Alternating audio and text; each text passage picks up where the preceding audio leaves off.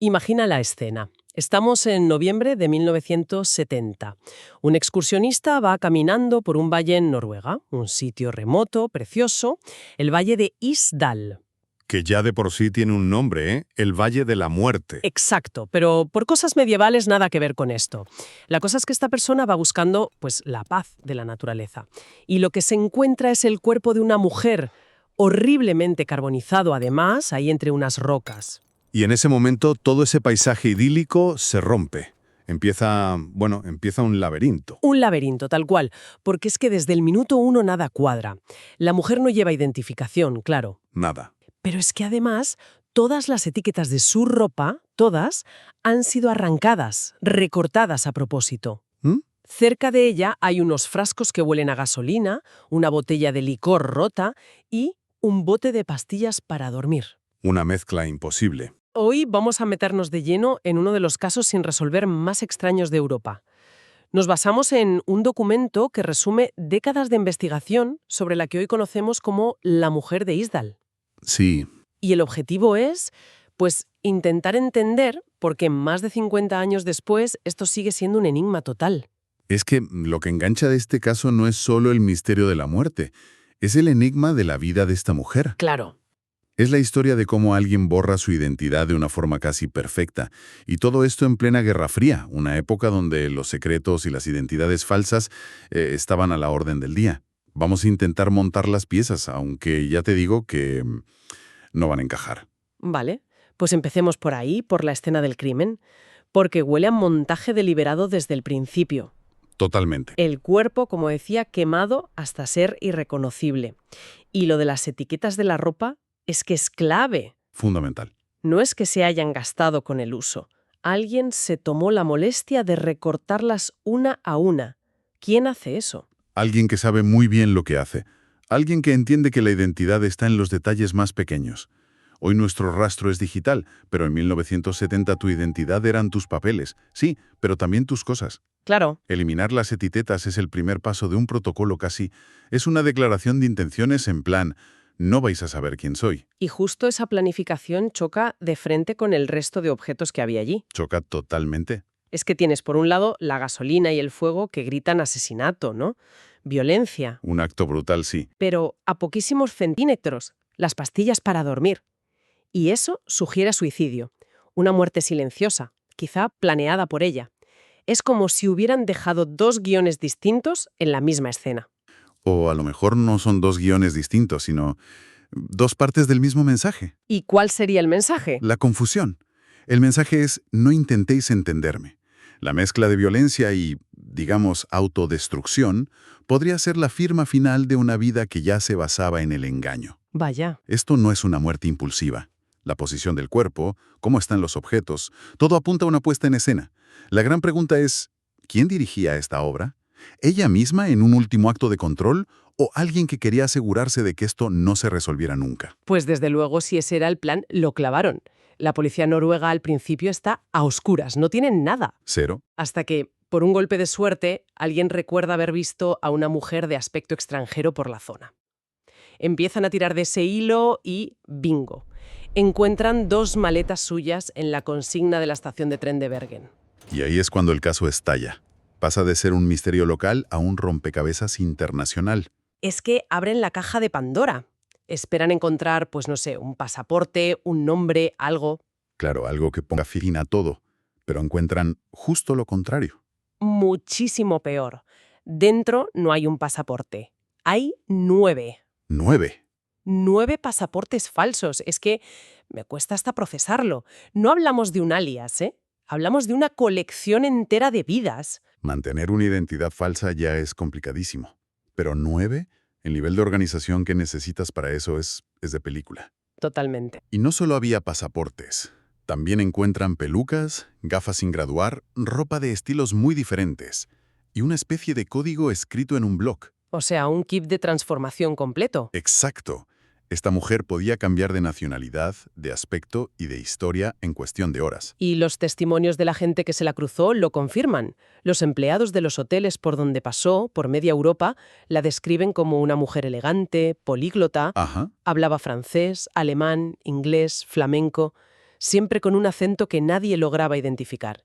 Y cambiaba de peinado, se registraba en un hotel con un nombre y en el de la ciudad siguiente con otro totalmente distinto. Fíjate en el comportamiento. No se escondía en las sombras, ¿eh? Se movía a plena vista, en hoteles buenos, Sí, pero con una disciplina de hierro. Pagaba siempre en efectivo. Pedía habitaciones que no dieran a la calle. Y a menudo le decía al personal que era vendedora de antigüedades o algo así. una tapadera. Una para cada ocasión. Algunos testigos dicen que parecía estar siempre alerta, como esperando a alguien o vigilando todo el rato. Era, vamos, un fantasma moviéndose por el tablero de ajedrez de Europa.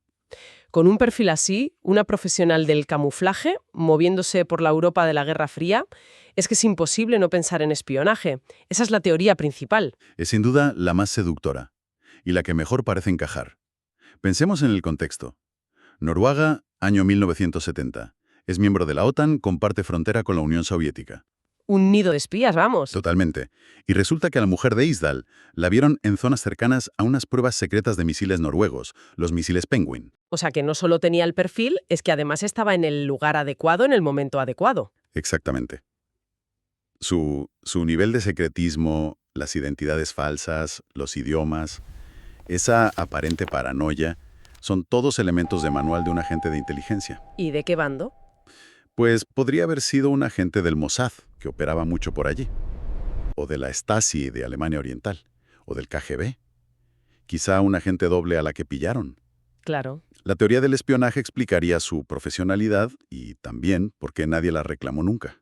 Si un agente cae, la agencia lo niega todo. Eres un fantasma. Tu muerte oficialmente no existe. Vale, esa es una teoría muy, muy potente. Pero el documento que hemos visto menciona otras dos posibilidades. Una es que fuera una criminal, una traficante. Sí, y no es ninguna tontería. La forma de actuar de una traficante de alto nivel y la de un espía se parecen mucho. Necesitas lo mismo, ¿no? Claro. Identidades falsas, moverte sin dejar rastro, manejar efectivo. Sus viajes constantes podrían estar relacionados con contrabando de tecnología, de arte o incluso cosas peores. Ya. El problema con estas dos teorías, espionaje y crimen organizado, es el mismo. No hay ni una sola prueba. Ni una. Nada que la conecte con ninguna agencia o grupo criminal. Es una deducción por su comportamiento. Exacto. Es un traje que le queda perfecto, pero no sabemos si es el suyo. Y eso nos lleva a la tercera opción, que es muy diferente. Se aleja del thriller de espías y nos mete más en un drama personal. ¿Y si simplemente huía? Huía de una vida que quería borrar. Esa es la teoría que a menudo se pasa por alto, pero que es igual de posible. Quizá todo ese montaje no era para cumplir una misión, sino para escapar de algo terrible. ¿Cómo qué? Pues un marido maltratador y con poder, una familia metida en líos, un pasado político en un régimen totalitario. Podría ser una mujer que cometió un crimen y vivía con pánico a que la encontraran. Visto así, la profesionalidad de su huida no vendría de un entrenamiento, sino de la pura desesperación. Exacto. Una desesperación que la obligó a aprender a ser otra persona una y otra vez hasta que quizás se cansó de huir. O su pasado la alcanzó. En ese escenario, la escena de la muerte es mucho más trágica. Muchísimo. Quizá fue su último acto de control. Si no pudo borrar su vida, al menos se aseguraría de que nadie pudiera encontrarla y arrastrarla de vuelta. Y lo más triste de todo es que, si ese era su objetivo, lo consiguió. Se borró a sí misma de la historia. Absolutamente. Décadas después, con todos los avances que hay, ADN, análisis de isótopos en los dientes para saber dónde creció, reconstrucciones faciales. Nada. Nada de nada. Ninguna base de datos da una coincidencia. Nadie ha reclamado su cuerpo. Ninguna familia en el mundo ha denunciado una desaparición que encaje.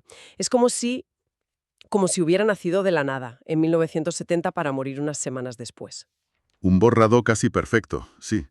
La única prueba que tenemos de que existió es, paradójicamente, el misterio de su muerte. Y cuando crees que ya no puede haber más lío, llegamos al informe de la autopsia. Porque ahí es donde la historia se rompe del todo. Por un lado, encuentran algo que parece cerrar el caso, ¿verdad? Sí, encuentran una cantidad enorme de fenobarbital, un somnífero, en su estómago. Más de 50 pastillas, una dosis letal, vamos, sin ninguna duda. O sea, suicidio. Si te quedas solo con ese dato, el forense habría escrito suicidio y el caso estaría cerrado desde hace 50 años. Pero es que no se quedaron solo con ese dato, porque al mismo tiempo el informe describe un golpe fuerte en el cuello y varias contusiones, heridas que no tienen nada que ver ni con tomar pastillas ni con el fuego. Ahí está la clave. ¿Cómo te suicidas con una sobredosis y a la vez tienes signos de que te han atacado? No tiene ningún sentido. Esa es la contradicción que está en el corazón del caso. Es el nudo que nadie ha podido desatar. La obligaron a tomar las pastillas, la atacaron y allá mal herida se las tomó para acabar antes. O todo fue un montaje increíblemente sofisticado para que un asesinato pareciera un suicidio con cosas raras. Es que todas las puertas están abiertas y ninguna se puede cerrar. Es frustrante. Y por si fuera poco, hay otro detalle más en el material que hemos analizado que apunta a que el misterio podría no ser solo por mala suerte. Te refieres a los archivos del caso. Sí. Y no es un detalle menor. Que la propia documentación oficial esté manipulada ya te dice que el misterio va más allá de quién era ella. El documento menciona que los archivos policiales originales están llenos de tachaduras. Partes enteras de los informes están censuradas. ¿Qué significa eso? A ver, podría tener una explicación simple. Los investigadores siguieron pistas falsas y las tacharon para no liarse. Podría ser. Pero en un caso con estas implicaciones: seguridad nacional, espionaje. La interpretación más inquietante es que la investigación se topó con algo que no debía salir a la luz. ¿Que descubrieron quién era? Quizá descubrieron su identidad o su afiliación a un servicio secreto, propio o extranjero, y se dio la orden desde arriba de congelar el caso. O sea, que para evitar un problema diplomático o destapar operaciones secretas en Noruega, era mejor dejarlo como un misterio. Es una posibilidad muy real en el contexto de la Guerra Fría. A veces la verdad es más peligrosa que el misterio. Así que el caso no solo está sin resolver por falta de pruebas. Sino que quizá fue archivado a propósito, con sus zonas oscuras. Exacto. El misterio fue, en cierto modo, protegido. Bueno, pues recapitulemos. Tenemos a una mujer sin nombre, muerta en un valle noruego. Una vida secreta por toda Europa, usando como mínimo 9 identidades. Y una muerte que es a la vez un suicidio y un posible asesinato, envuelta en fuego y secretos. La mujer de Isdal es al final una pregunta sin respuesta. Una vida escondida tras capas y capas de engaño y una muerte que, como dice nuestro texto, tampoco quiso revelar la verdad. Y este caso nos deja una reflexión final que ya va más allá de resolver el crimen. A ver. Más allá de si se llamaba Genevieve, Claudia o Penélope. Su historia nos obliga a pensar en qué es la identidad. Si quitas el nombre, la historia, la familia, las conexiones, ¿qué queda de una persona? ¡Jo! La mujer de Isdal demostró que es posible borrar una vida casi por completo, pero al hacerlo creó un vacío. Un vacío que nosotros, durante más de medio siglo, hemos llenado con nuestras propias preguntas, miedos, fascinaciones. Quizás su único y último legado no es quién fue, quizá es el propio misterio que dejó. Un misterio que nos recuerda lo frágil que puede ser eso que llamamos ser alguien.